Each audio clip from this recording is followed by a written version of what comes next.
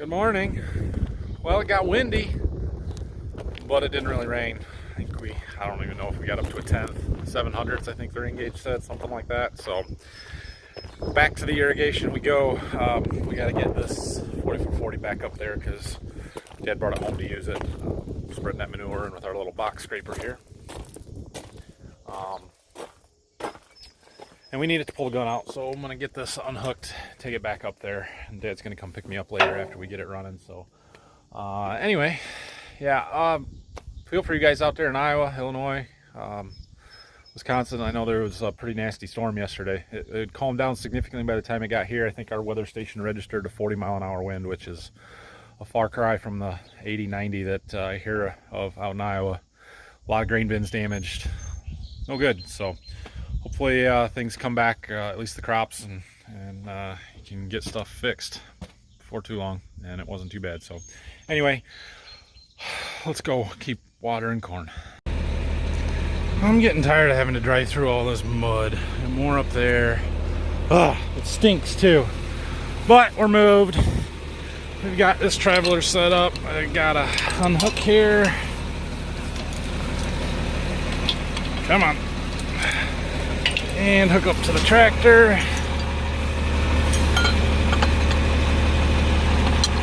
Okay, we're ready to pull it out.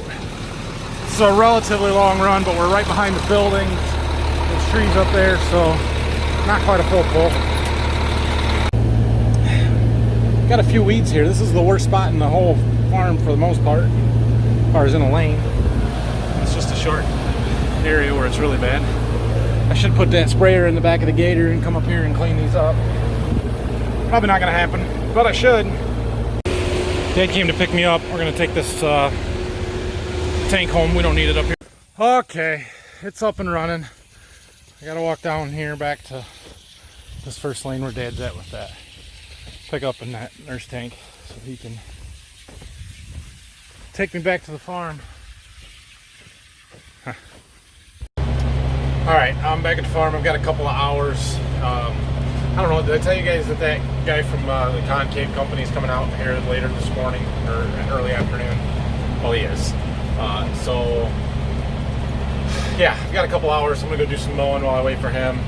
Irrigation's gonna be done at like 3:30-ish, so we'll have to go back up there and check on that then. But keep working on our mowing. All right, so I'm still mowing kind of filter strips along the river. The river's over there. We've moved to the east side of it now. But this one, we've kind of got this finger here. There's a little pond, and there was one there that's dried up, and we're gonna mow as much of it as we can. I don't know why that's holding water so bad. I used to be able to mow through all of that, even where those willow trees over there. I used to mow the whole thing, so I don't know what's going on. It must be a tile or something that's not working like it used to, but we're gonna do as much of it here as we can. And there's a bunch along the corn over there too. And again, the reason that we're mowing this is to keep the weeds knocked down. I don't mind the grass, it's the perennial weeds that are the problem, and this kind of stuff. Those are like trees and woody shrubs that I don't want them growing out here. If it was just grass, we might not mow it, although over there, kind of where we've got a finger that it's narrow, I like to be able to drive across there with the grain cart in the fall, and it's nice to be able to see what you're driving through.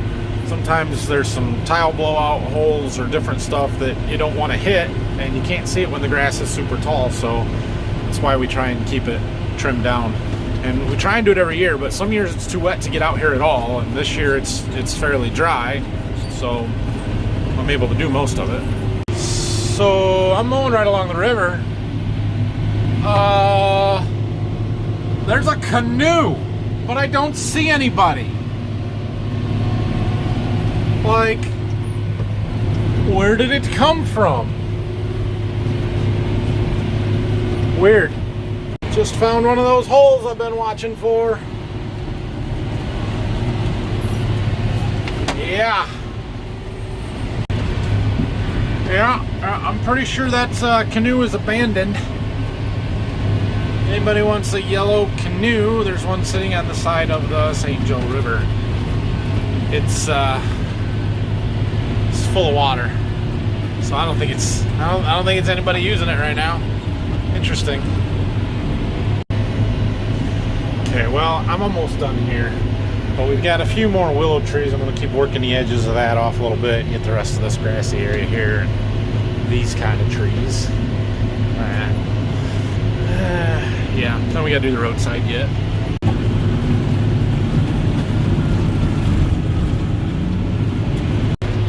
Well, those willow trees are going to have to start over. I win. Okay, roadsides.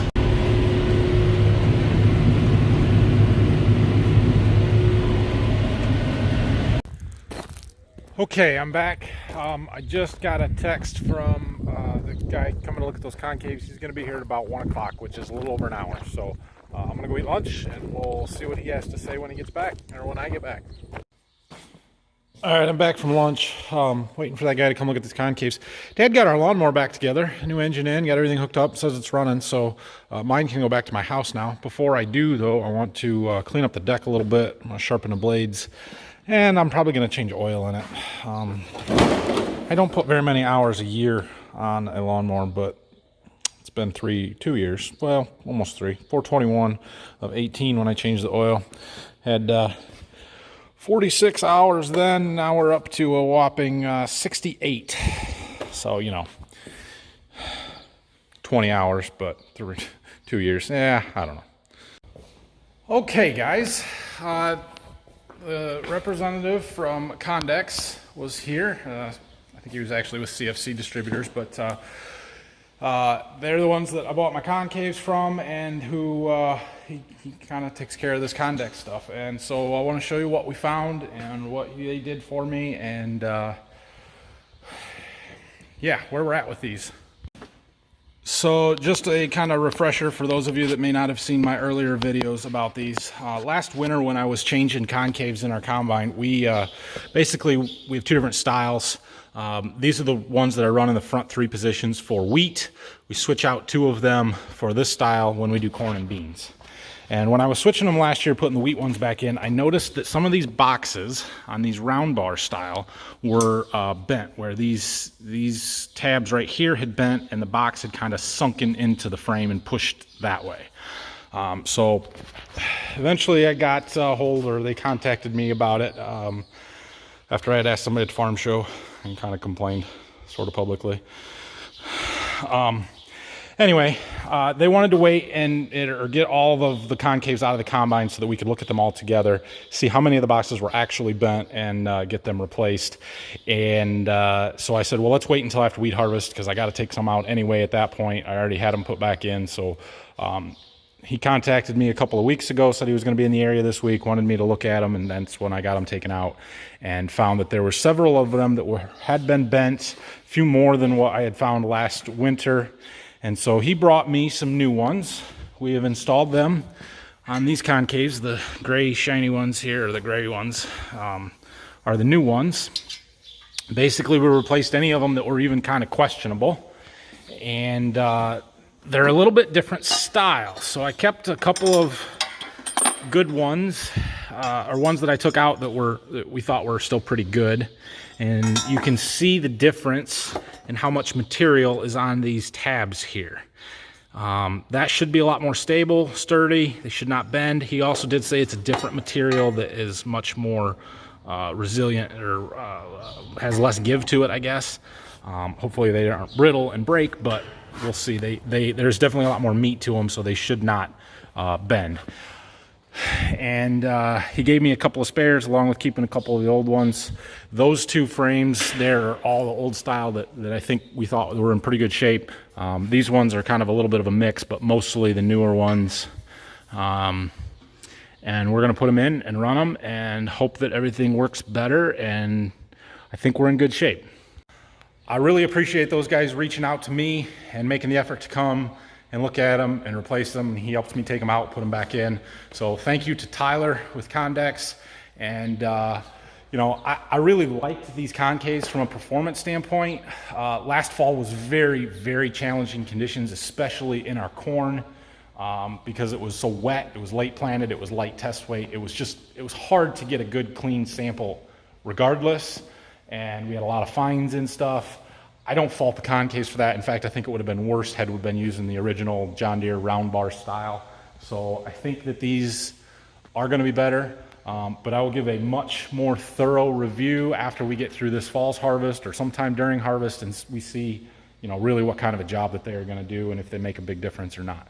We should have some dry corn this year, or drier, low 20s, high teens instead of 28, 30. So that should help. We'll see. But again, thanks to them, they were very helpful, responsive of taking care of the problem and making sure that, you know, any issues that I had are taken care of. So I appreciate that. So anyway, what time is it? 2:17. We've got just over an hour before we've got to go up and do the irrigation stuff. Yeah.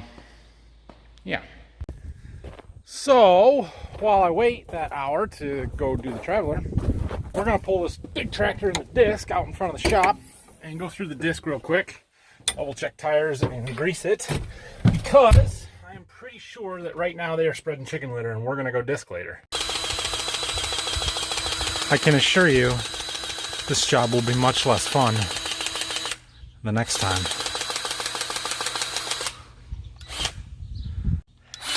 You know, after it's been run through a couple hundred acres of chicken poop. Okay, disc is ready to go. Let's go do our irrigation stuff and then we'll go disc. Yeah.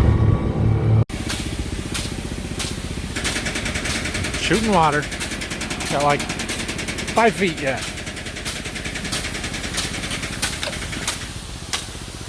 Oh, it's still cool. Got a little wind today, so it's kind of blowing it on me, but that's okay. It's still falling in the field somewhere. Come on, timer. Traveler got done before the timer. I think I thought there was more footage when I set the timer than what there ended up actually being, so it was maybe a click farther than it needed to be, but I checked it on my way in and it was under 15 minutes, so it'll shut off any minute here. I'm ready to turn. I got the legs all pulled up, gun cart is up, just standing in the rain until the pump shuts off. Spin it, and pull it that way. I'm so efficient, I'm even watering corn while I'm pulling the gun out. 1 row at a time here. Must have a little back pressure in our pipe. We're on the bottom of the hill. Let's go disc. Okay. Well, they told me they were going to have this spread this afternoon. They were going to be here. It's almost it's 4:30, and they are not here, have not touched it. Crap. We can't disc it if it's not spread yet. I don't know what's going on. I'm like third person in line to get the information because the guys that are spreading it have to tell the guy that we talked to that with the company that's spreading it, who has to let my dad know, who then lets me know. And he apparently texted my dad this morning, said they were going to spread it this afternoon. Well, clearly that has not happened unless they're coming later. So we're going to leave the tractor here. I called Phil. He's going to come pick me up. It's not the end of the world. It means we can do it tomorrow. I don't know what's going on. But, I'll tell you what, about halfway here I realized this wasn't going to be any fun anyway. You know why? There's something missing out there. I was going to have to steer this whole field manually. I forgot a GPS receiver. Dodged a bullet there. Just remember to bring one when we come back tomorrow. While I'm waiting for Phil to come pick me up, I walked across the road here.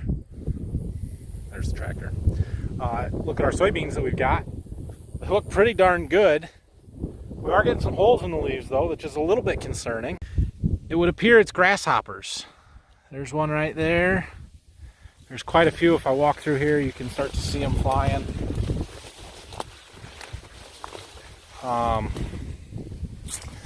Yeah, there's a number of holes. They're really starting to chew them up. But I don't know if it's just along this edge. I'm, fairly close to the road, and the wheat stubble, they're going to be coming out of there. I don't know if I walked out farther, maybe they wouldn't be so bad. But we'll look at the beans down a little lower. Got pods filling out. These bottom ones here, they're starting to get some depth to them. The thickness.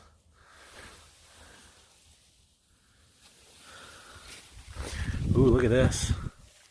That is, I believe, frog eye leaf spot. More of it than I have seen before.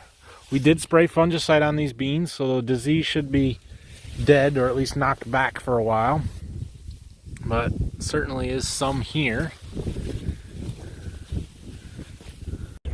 Alright, so I just got back to the farm, and I think I'm about done for tonight. But I was looking at these beans right across the road from our farm, and they don't look right. So I'm gonna go look at them real quick and see if we can't figure out what's going on. I have a pretty good idea. Can you guys see right there? There's a little bit of a brown spot, and over there, it's not too bad right along the edge, but out there a little ways, they're just, you know, over there on the edge, they're a little brown. I have a pretty good idea what's going on here, and I'm just double checking to confirm it. Yeah, kind of this area here. And if you look at the back side of these leaves, see how they're just off? Dark brown, palish, not right. Well, let me show you what's going on. My handy dandy little magnifying glass here. You guys see those? Those are 2 spotted spider mites. Oh, and there's a bunch of them. Some big ones, some small ones. Yep. That's what I was afraid of. Basically, spider mites will attack beans mostly when it's dry in drought conditions, and it's because the concentration of the juices inside the soybean plants change as the beans get drought stressed. And the spider mites like it when they're stressed. They don't like them when they have plenty of moisture. So if we would get some rain, they would leave the beans and they wouldn't be a problem. That doesn't look likely. They almost always start on the edge of the field and work their way in. They can spread across the whole field. That would be not good, but it is a possibility. But what it also means, because they start on the edge, is that they're fairly easy to control without spraying the whole field. So we can just spray around the perimeter and kill most of them so that they don't become a super big problem. Unfortunately, I think we're going to have to do that, so I'm going to get some chemical lined up, and we're probably going to be spraying beans a lot tomorrow. Well, spraying tomorrow. We got to spray some wheat stubble too. Always something. There's always something trying to kill my crops. Oh well. We'll deal with it. So, anyway, that's going to be it for tonight. Tomorrow we're going to have a lot of stuff going on. They should be spreading chicken litter, so we should be able to start doing a little bit of tillage. We got spraying to do. We're going to have to spray those spider mites, which they should be able to give me chemical tomorrow. We've got, what else? Oh yeah, the neighbor that I was spraying beans for earlier this year, this week, last week, whenever it was, he called. He's got another 35 acres he wants me to spray, so we're going to do that tomorrow. And then on some of these wheat fields where we don't have clover growing and we're going to run our disc ripper through, we want to go and spray Roundup to kill all of the volunteer wheat that is growing there. So we've got 250 acres of wheat stubble to spray, I would say. It's all got to get done in the next couple of days. So that's going to be the plan for the next couple of days. We're going to be spraying and tillage. And irrigation, of course. That's going to be done at 11:30 tonight, so I'm going to have to go back up and move that and keep it running. Whew, busy. All right, guys, have a great night. Hit that like and subscribe button for me, please. And if you have any questions and comments, leave them down below. Thanks for watching. Have a great night. Can you guys see this motorcycle behind me? This motorcycle has 3 people on it. A dude, someone who may or may not be his wife, and about a 5 or 6 year old girl sitting in front of him. Holy crap, how stupid can you people be? Not one of them has a helmet on. Not that it matters, because none of them have shoes on either. tell you what, some